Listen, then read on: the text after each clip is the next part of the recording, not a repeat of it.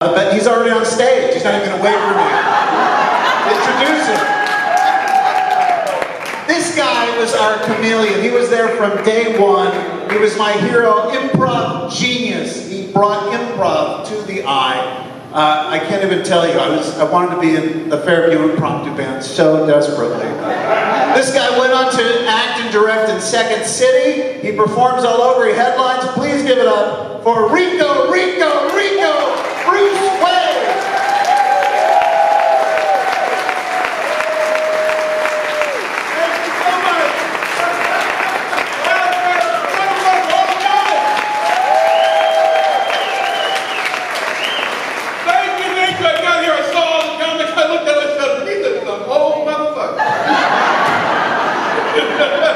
Don't crack. I'm Rico Bruce Wade. It's a thrill. It's a pleasure. In Cincinnati, I don't get to Cincinnati a lot. When I get here, I'm amazed at the things that change. I mean, the skyline is always changing. Some things don't change. There's still only 2 speeds on I-75. Real fucking fast or broke down. Let's see, this is my job, this is what I do. I travel around, I observe, I see what's going on, I come, I share with you, we bond, it's a beautiful thing. Let's see, what shall we talk about? Since I was here last, well, we have a new president, of course, since I was here. I was, last November, I'm watching television thinking, come on, Hamilton County! Fuckers. So, we elected Trump. What am I saying we? I didn't have shit to do with that. It's like America got drunk and got a tattoo.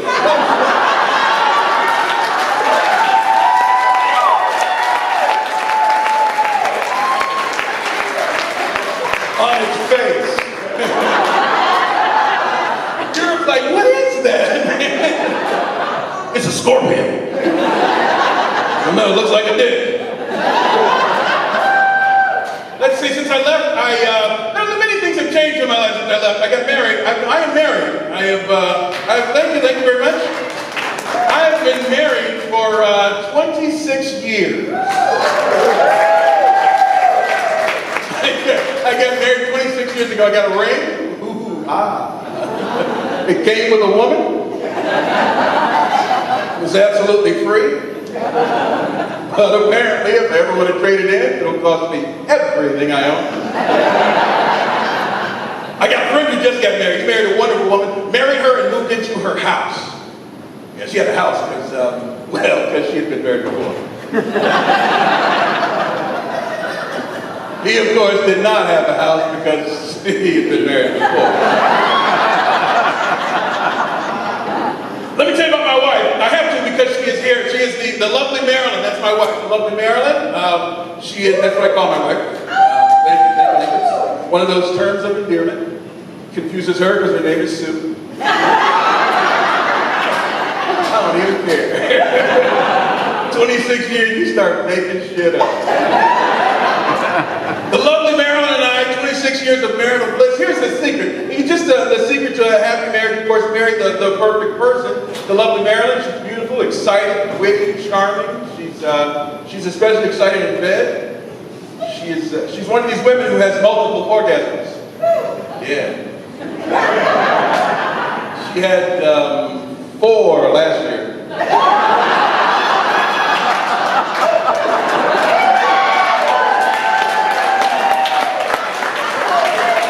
I got skills. She hates that joke.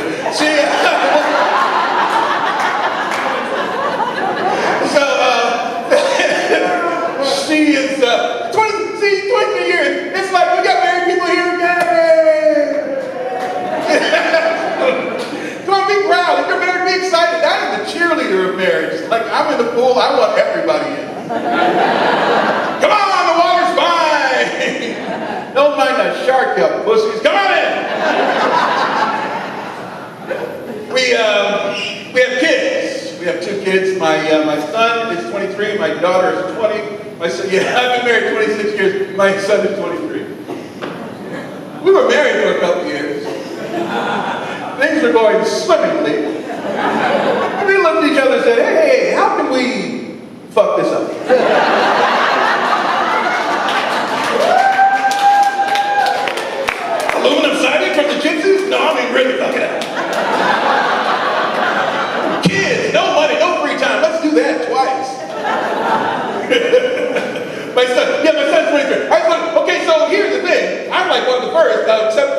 I think your kid is older than mine. I was one of the first of my friends to have a child. My friends, they call me, they say, "Ooh, does it change your life? Does it change your life having children?" And it changed my life right now. Before my son was born, I could never imagine walking into my house, seeing some guy sitting on my wife's lap, shitting his pants, sucking her tits, and me being happy about it.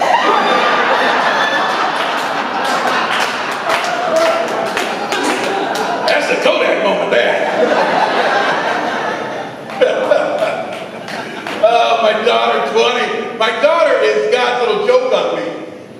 My son was born, it's like, "Ooh, I'm a dad. Ooh, I'm a dad. Yeah, yeah, yeah, yeah." My daughter was born, you could just hear God going, "Ha, ha, ha." Time to pay up, Scooter. We got dogs. We have a couple of dogs. We had because that's what you do. So my son and I went out and got a dog. Years ago, my wife said, "Men of the family, wait, men, go get a dog." So my son and I got this dog. We went to the animal shelter, got a dog. Great place to get a dog. Don't get the dog together.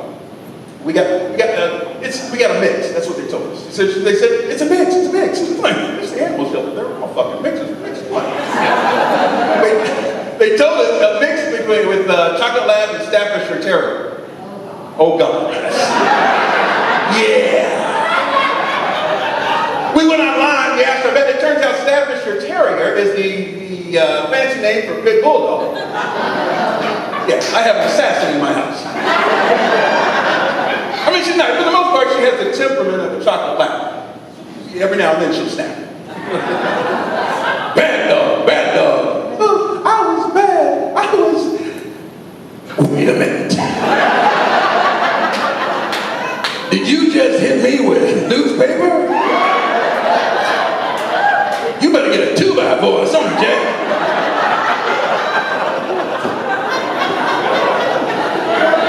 Take the boy, he's slower.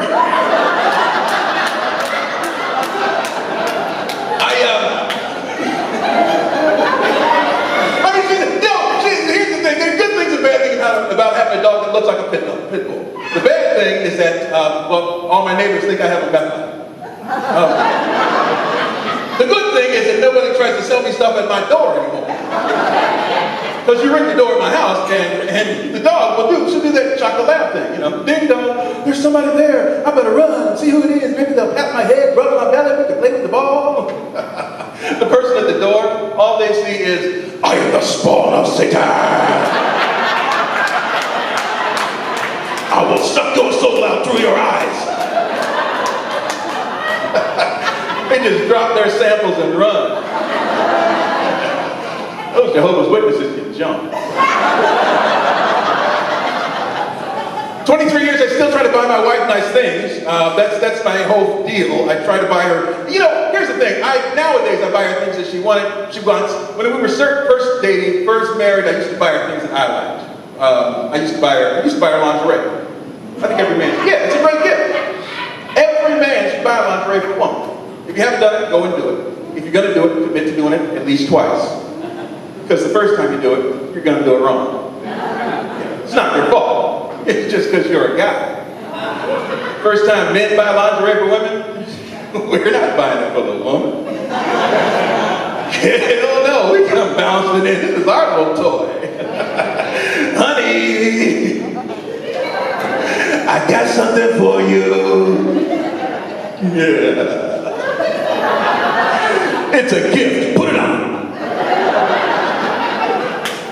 Take it off.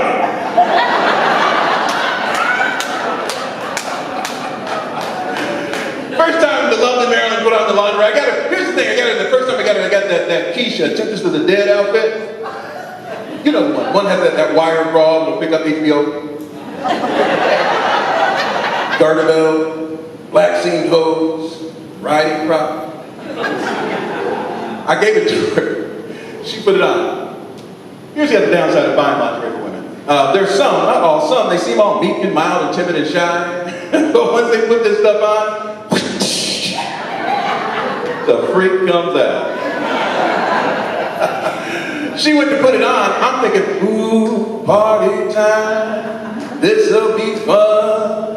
Let me set up the video camera. Right. Half an hour later, I was like, okay, babe, let me down. No, playtime's over. Come on, honey. Oh, the nipple clamps really hurt. Come on, come on, come on. Turn off the camera and let me down. I got us nice flannels last time. Now here's the thing. So I do a lot of improv, and actually I ended up doing improv with a group of comics that was kind of cobbled together. Did I mention, by the way, that I'm not even the funniest person in my family? That should be an aside. Just a little personal aside, because you know we're sharing personal stuff. Thanks. It's where all the material is. Okay, so Roger Naylor put together a group of comics to perform improvisation called the Acme Comedy Company. And you know, what's going to happen is I'd like to bring the Acme Comedy Company to the stage just for a moment for a little bit of improv. Here we have Roger Naylor, Dan Burke, Michael Flannery, and Steve Gammalini.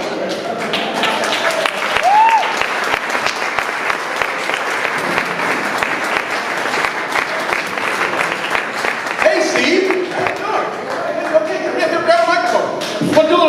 All right, so let me mention Rico. Rico was main stage Second City, and he started Motor City Second City at the Fox Theater. We also got another guy, a guy named Joe James, who was also Second City. Yeah. But as we were starting out, Rico was the king of improv. We got Laura here, who also helped us out. Laura Bristol. She's right out here. So we're going to do a flashback all the way back to the old days. The old days.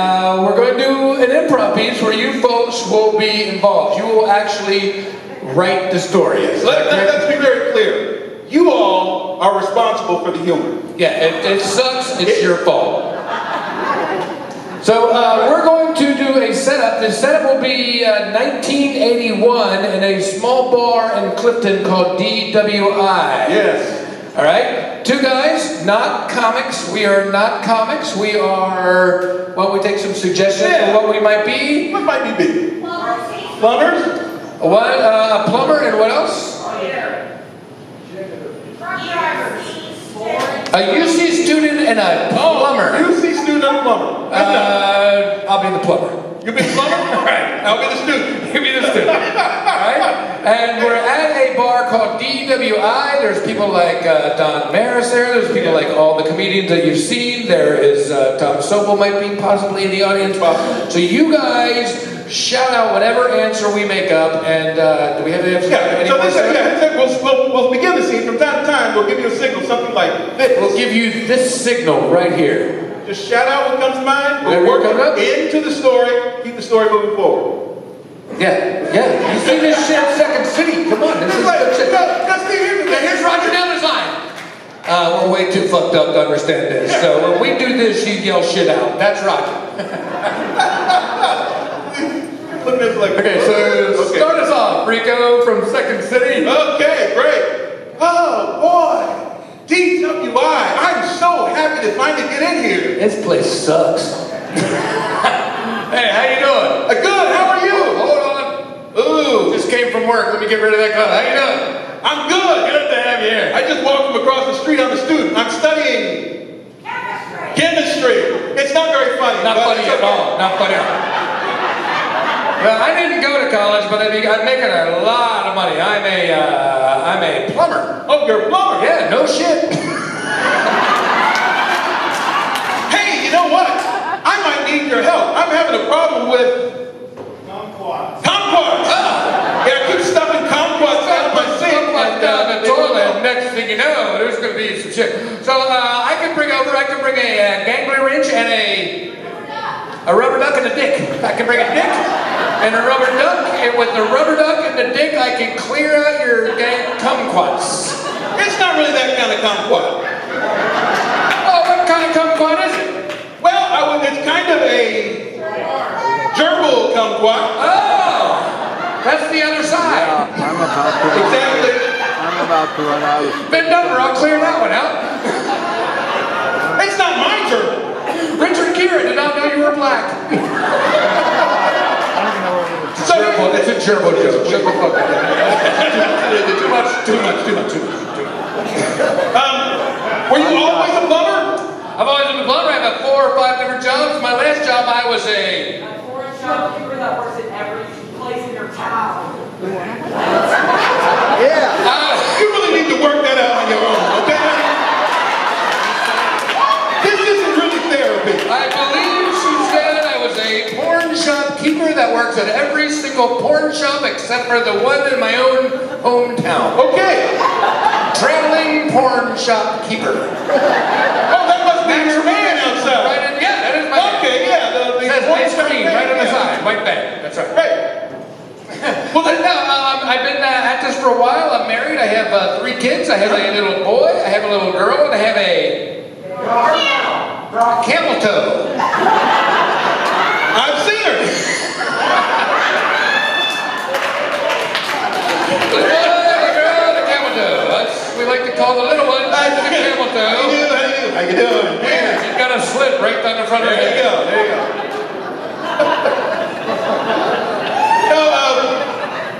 You know, when I get out of school, I'm going to open my own business.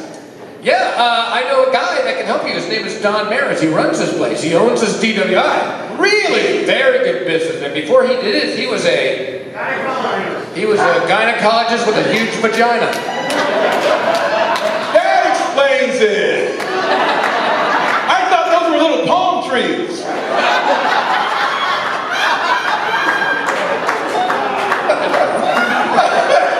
Well, I have to get back to school. I gotta get back to plumbing duties. Okay, later tonight after I'm finished studying, I'm going to be doing some yoga. Again, not that very funny, but you know. I'm studying chemistry. What do you expect? Yeah, yoga, chemistry, it all goes together. I gotta get a roll too. I got 3 more houses. The first house is not that bad. It's just got a very small problem. It has nothing. There's nothing wrong with it. Absolutely nothing wrong with it. I go in there and I go, looks good. Here's $432. Here's your fucking bill. All right. Okay, well, safe travels. Good meeting you. And as they say in DWI, you suck. You suck. Thank you. Rico, Bruce. Rico, Rico, Rico, Bruce Way.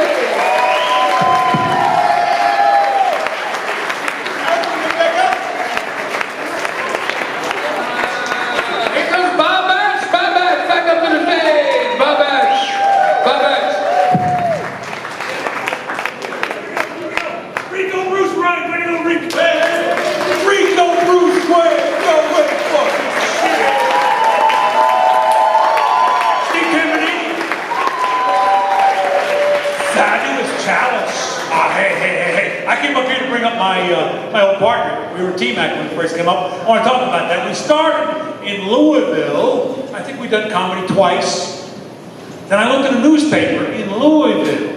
And Don Maris put an ad in saying we need professional comedians in Cincinnati.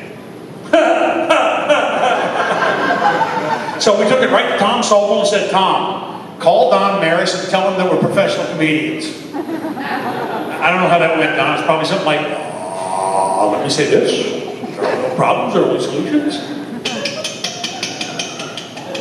Whatever, that's my Tom Sobel impression. So he talked to you and he hired us and we came up with the show and we came up as a team. So I want to give you kind of the intro I used to give him when we did Harry to Matt and Gary. We're not going to do it tonight, but I'm going to give you that intro.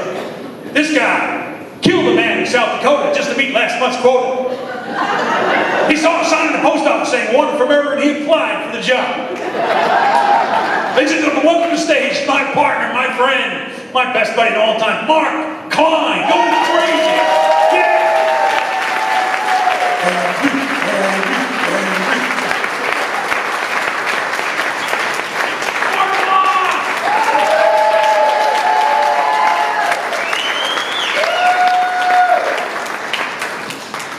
Thank you all so much for coming out tonight. Bob, thank you.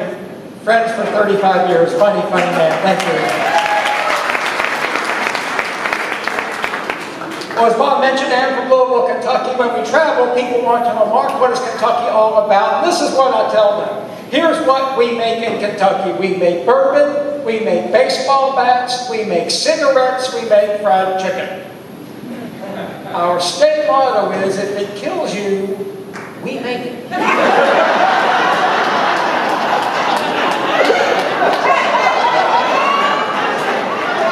This may come as a really surprised at my comedian friends and back. I used to drink, perhaps to excess. I quit drinking about 5 years ago. I've not had a drink in 5 years. And then, but I don't say that because you don't tell your friends that, because what they'll always say is, did you have a problem?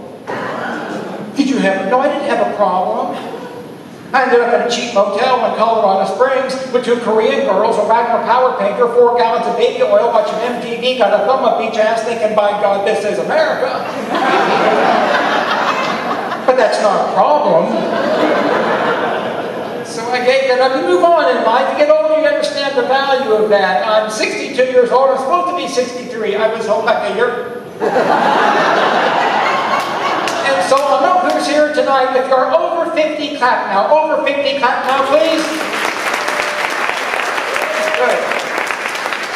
Under 50, clap now, please. Under 50. You'll be known hereafter as the enemy. You're going to get old one day, boys and girls. You're going to get old and you're going to die. And that's if everything goes well. That's plan A. So what are we to do about that? Well, start by doing this. Write your own obituary. Write your own. Keep it on you at all times. Update as required. And now the fun part. Put in things that when your friends read about you in the newspaper, the day after you really do die, things will make them crazy with jealousy. I wrote mine last night. Here's how it goes. Comedian Mark Klein died just at age 93. He passed away quietly at home, surrounded by family and friends. A recovering drug addict and alcoholic had been clean and sober for 6 hours.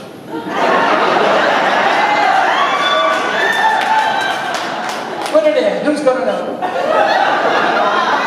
He was a 10-time winner in Kentucky Mr. Big Penis Contest. Who's going to know? They don't open the box and check. Nobody's going to know. You're going to get old. That's part of life. You learn you are expanded.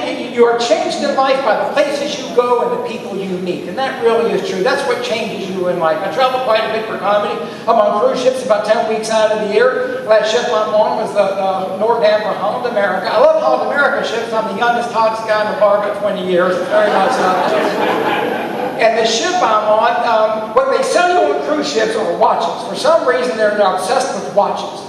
On ship, 100,000 watches for sale. On shore, every store's a watch store. And they're very aggressive in selling these watches. A man selling me a watch, he said it's water resistant to 10 atmospheres. I said, son, what's that mean in English?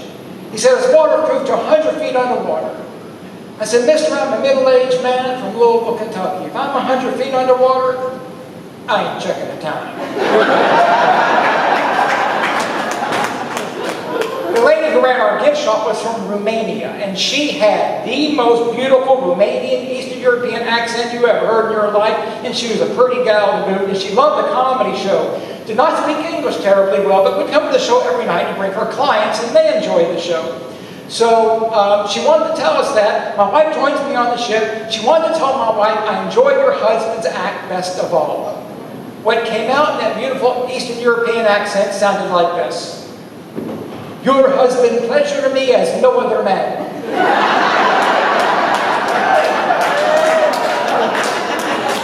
My wife goes, are you talking about him? She goes, yes, when he finished, I had tears in my eyes. My wife goes, yeah, that's him, that's my guy, that's right. When I knew all these guys way back when I first met Don Maris, I was single. I was a single man, have as much fun as you can have in this great town. There was a lot of fun to be had. Don Maris locked me in his bar one night with a young lady, said, I'll be back at 8 in the morning, don't burn the place down. The fire engines got there an hour before he did, but that really wasn't the point. It was a lot of fun. I got married when I was 38 years old. Have been single 38 years. I finally met that one woman who said those 6 words I waited all of my life to hear. My dad owns a liquor store, is what his name.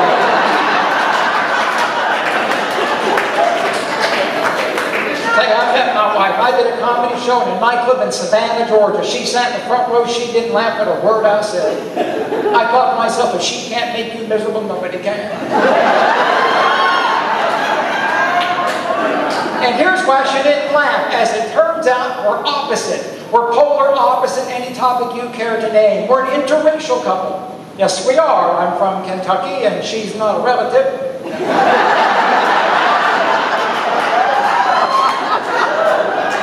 I was just as shocked as you are, ma'am. We're opposite any topic you want to name. Taking a shower. I take a shower. The water's 92 degrees. Gets me clean. Gets me warm. Mrs. Klein likes to shower in a stream of molten lava.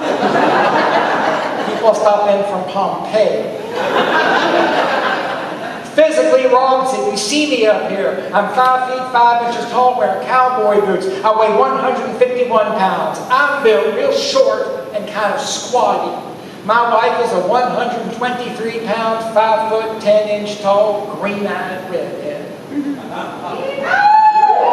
She towers over me as the angel of death.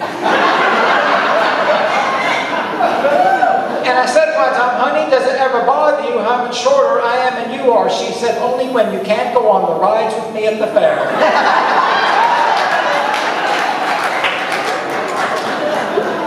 I met her traveling. I love to travel. You're changed in life by the places you go and the people you meet, and that is true.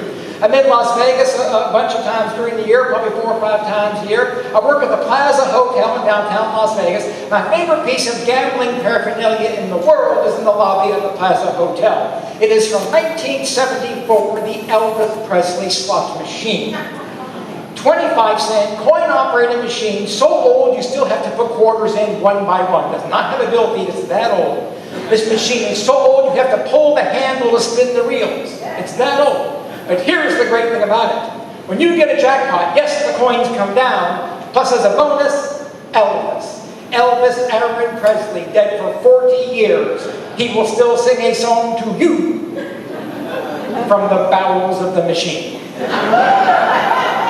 It is irresistible to people my age. I check in 10 o'clock in the morning, Plaza Hotel, downtown Las Vegas. There's a woman in the lobby. She's my age. She's working the Elvis machine like a second job.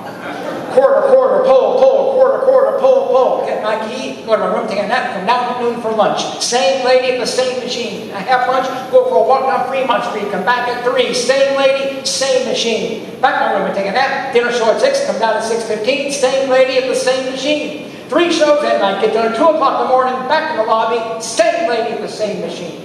I said, ma'am, God bless you. You stick that many quarters up my ass, I'll sing Hound Dog to you.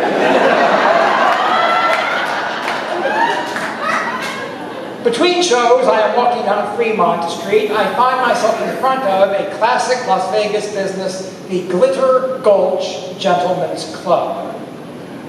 The Glitter Gulch has been in Las Vegas for many, many years. It is one of the most famous strip joints in the world. However, it has fallen on hard times as of this telling. It is now the single-A baseball team of strip joints.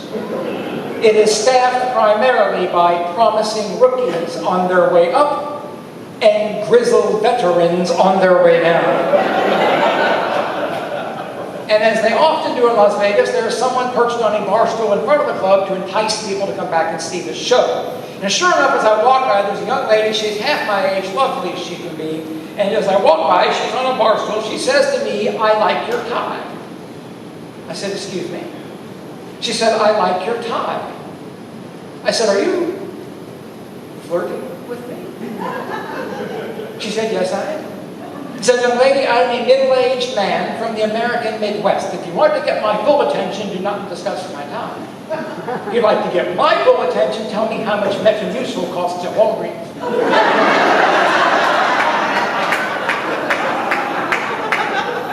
She said, well, I dance here at the Glitter Gulch. Come back and see my show. I said, I'd love to see your show, and I'm sure it's a great show. Around the Comic, the Plaza Hotel, I have 3 shows myself tonight. She says, what time do you get off? I said, well, I get off at 2 o'clock in the morning. She says, I get off at 2 o'clock in the morning. Why don't you come by at 2:15, take me to breakfast, we'll find a lady. I got the big snip. I had a vasectomy, now I'm shooting blanks. I'm scooping vanilla. I'm sending up the rocket without a payload.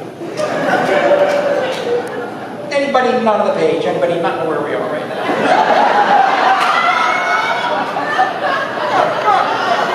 It's an incredible procedure. I'm in the doctor's office completely naked. Someone I've never met metaphor comes in, shaves my balls and takes my penis up to my ribcage.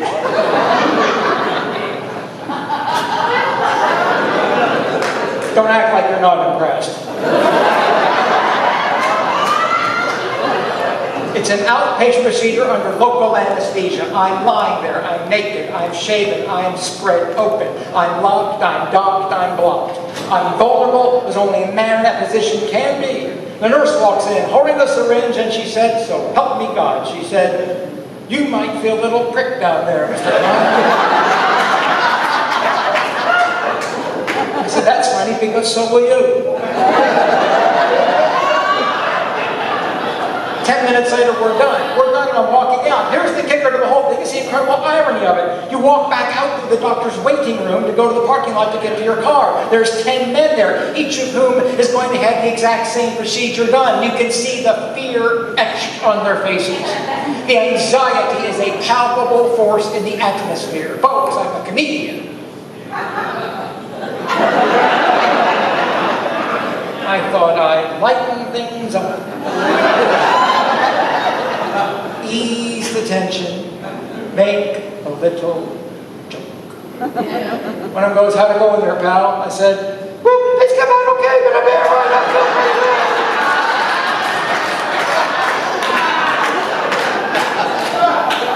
Because your butt cheeks slam together like castanets. I will leave you with this. You're the only animal in the history of life in the universe that laughs. Nobody knows why. You're the only animal in the history of life in the universe, evolution, creation, I don't know, nobody knows. The only animal that laughs, no one can tell you why. The ability to make people laugh is not genetically transmittable, and the part of your brain that controls laughter is in the ancient, deep central cortex of your brain. Only animal that tells jokes, only animal that responds to jokes purposefully to them. I'm going to close my set with a tribute to the man who's the reason I'm a comedian, my hero, my father. My father just passed away at age 92. He passed away in October. He was my life's hero, a Purple Heart decorated veteran of World War II.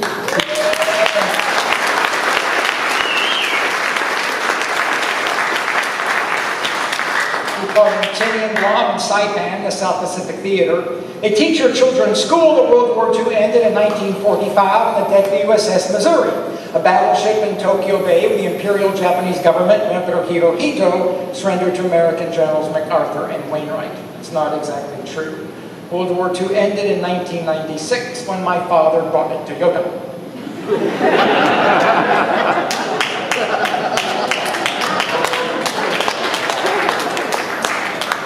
This was his favorite joke.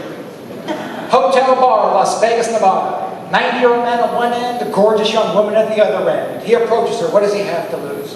He says, "Young lady, clearly I'm at the end of my journey. You're at the beginning of yours. I'll tell you something. I would give all that I have remaining to me to spend just one night again with a woman like you." She says, "Mister, I live here in Las Vegas, and what I do for a living is make men happy in the bedroom, and for $1,000 you can spend a night with me." And he figures, what the hell, it's good enough for the governor of New York, it's good enough for me, so they go up to his room, grab her clothes, get in bed, do 25 minutes of Who Laid the Rail, they get all cleaned up, and she goes, "Well?" And the old man goes, "I don't know." She goes, "You don't know? Mister, get back in there. Round two, 45 minutes, 45 minutes. And there's grinding and thrashing and moaning and groaning, and the sheets are shredded, the pillow is torn, the lamp is knocked off the nightstand. 45 minutes for incredible human physical passion. They get all cleaned up, and she goes, "Well?" And the old man goes, "I don't know." She cannot believe her ears. "You don't know? Get back in there. Round three, an hour." He's 90 an hour. This time there's human passion. This time there's human emotion. Names are screamed out. This time the ceiling tiles cave in. The carpet is shredded. The door's knocked out of the hinges. An hour this goes by. They get all cleaned up, and she goes, "Well?" And the old man goes, "I don't know." She goes, What? What don't you know?" He says, "I don't know where I'm going to get $1,000.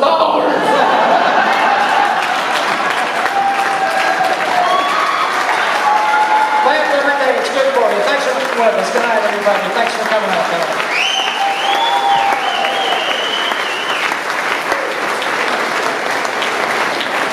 Mark Klein! Mark Klein, ladies and gentlemen. Mark Klein.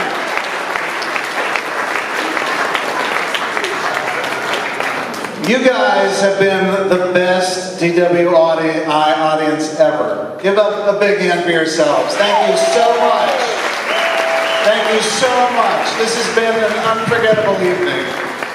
We are in the home stretch. We're going to do something special after the next person, but this is our last comic of the show. This guy, another one of my heroes, I first met him the first night I ever performed at the Eye in the basement. I met him in the basement when he was throwing up in the basement, which he did frequently before shows. He is a headliner. He's on the Bob and Tom show constantly. He is a farmer. He is the mayor of Hillsboro, Ohio. Please give it up for one of my great friends, Drew Hastings, ladies and gentlemen.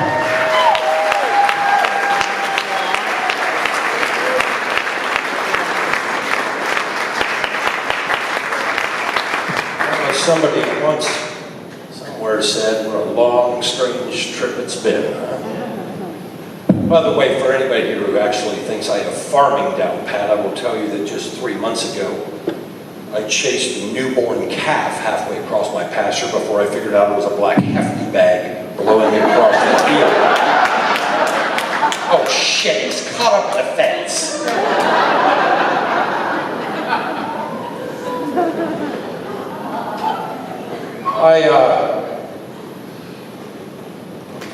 It's about an hour and 20 minutes drive for me over here from Hillsboro. There are no major routes. Four calls I dropped on the way here. We live in the age of technology. I mean, I'm awed every day by what we can do. Not me. I have the worst phone imaginable, apparently. I learned ISIS. With their phones, they can do 3-way video teleconferencing from caves in Yemen. They can upload hostage videos from the valleys of Kandahar. Who the hell is their service provider?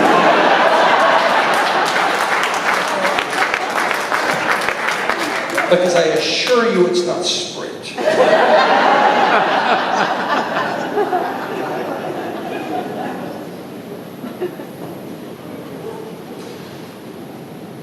One of the calls that dropped, my nephew, birthday, calls me, other members of the family,